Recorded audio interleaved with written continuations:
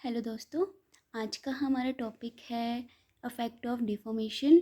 और इसको जब आपको क्वेश्चन आता है तो ऐसे आता है कि prove that after the stress on the rigid body the new axis length is more than unity. और पे आपको मैंने यहाँ पे नीचे दूसरी तरफ लिखा है, सेम ही मतलब है। ये आपका क्वेश्चन 2 या 4 मार्क्स का आता है।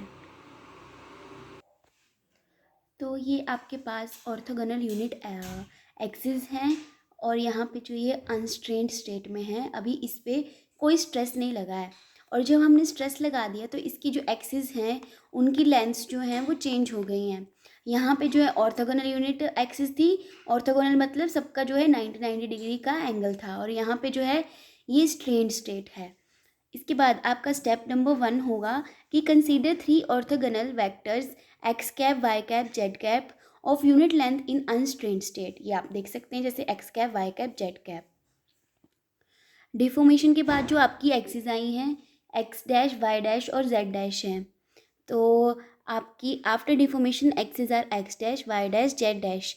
तो आपके पास जो 3 फार्मूलाज हैं एक्स डैश, वाई डैश और जेड डैश के, ये आपको याद ही करने हैं।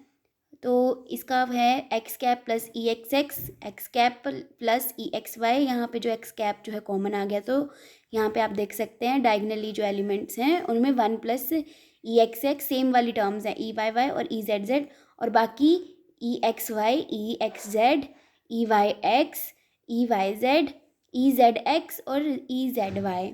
आप देख रहे हैं यहाँ पे सिमेट्री सी बन रही है, आपको याद करने का तरीका बता रही हूँ मैं।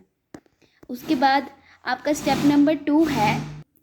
स्टेप नंबर 2 में आपके पास ये आर की वैल्यू है, आर वो होता है x x cap plus y y cap, z z cap.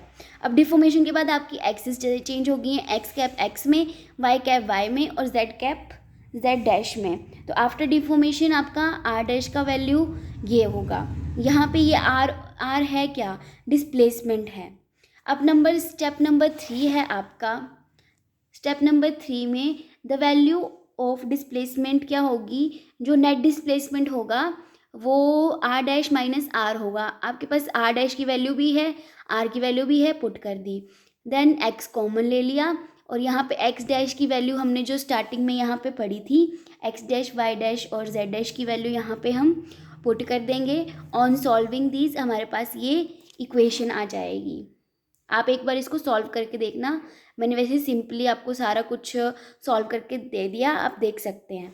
अब आपका स्टेप नंबर 4 क्या होगा कि यूनिट लेंथ एक्सिस, मैंने आपको क्या बोला था कि इनकी जो लेंथ होती है वो यूनिट लेंथ होती है। तो x cap, x dot x cap वाले जो है वो 1 के बराबर है, y cap dot y cap भी 1 के बराबर है, लेकिन x cap dot z cap जो है वो 0 के बराबर है।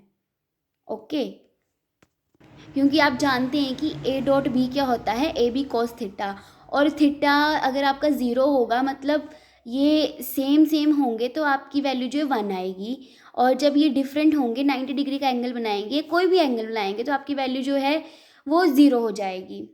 ओके, 0 तो 90 पे होती है और बाकी उस पर आपको पता ही है कॉस की वैल्यू क्या होती है।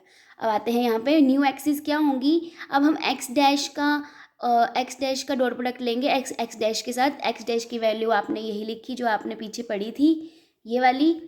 यहाँ पे आपने इनका डॉट प्रोडक्ट कर दिया। डॉट प्रोडक्ट के बाद आपने देखा कि यहाँ पे जो आपके पास वैल्यू आ रही है 1 में कुछ ऐड हो रहा है, तो इससे हमें पता लगता है कि न्यू एक्सिस जो है वो यूनिटी से ज़्यादा है।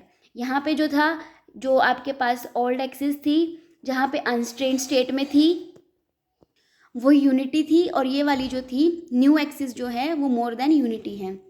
इक्वेशन नंबर 1 जो थी आपकी, उसको हम जर्नल फॉर्म में भी लिख सकते हैं। इसकी जर्नल फॉर्म होगी, इसको हमने पूरे को u मान लिया, इसको v मान लिया और इसको w मान लिया, देख सकते हैं आप। तो यहाँ पे लिखा है u r x cap, v r y cap, w r z cap.